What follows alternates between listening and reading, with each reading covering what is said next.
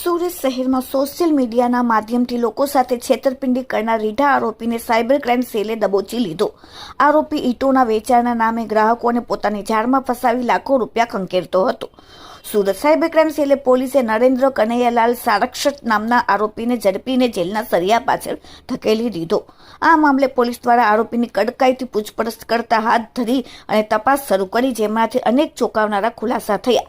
Facebook પર ખોટી જાહેરાત આપીને છેતરપિંડીનું આયોજન પોલીસ તપાસમાં સામે આવ્યું।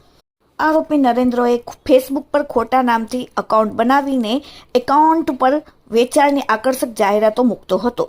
જ્યારે પણ કોઈ ગ્રાહક સસ્તું માલ વેચાણ માટેની પૂછપરછ કરે ત્યારે આરોપી સંપર્ક કરતો હતો અને તે ખૂબ જ ચતુરાઈથી કામ લેતો હતો।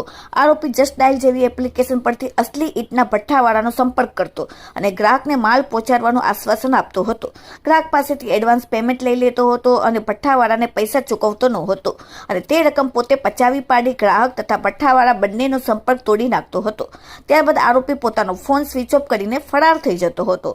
આરોપીની ધરપકડ બાદ પોલીસને જાણવા મળ્યું કે તે માત્ર એક બે કિસ્સામાં નહીં પરંતુ લાંબા સમયથી આ પ્રકારના ગુના આચરતો આવ્યો છે। સુરત શહેર સહિત રાજ્યના અલગ અલગ પોલીસ સ્ટેશનોમાં તેમની વિરુદ્ધ છેતરપિંડીના 5 ગંભીર ગુના નોંધાયેલા છે। સાયબર ક્રાઇમની ટીમે અંતે સતર્કતા દાખવીને આ રીઢા ગુનેગારને પકડી પાડી અનેક ભોગ બનનારાઓને ન્યાય મળવાની આશા બંધાઈ છે। હાલ પોલીસે આ સમગ્ર નેટવર્કમાં બીજું કોઈ સંડોવાયેલું છે કે કેમ તે અંગે તપાસ શરૂ કરી છે। સુરત સાયબર ક્રાઇમ પોલીસે લોકોને પણ અપીલ કરી છે કે સોશિયલ મીડિયા પર અજાણ્યા વ્યક્તિઓ સાથે આર્થિક વ્યવહાર કરતી વખતે ખૂબ જ સાવધાની રાખવી।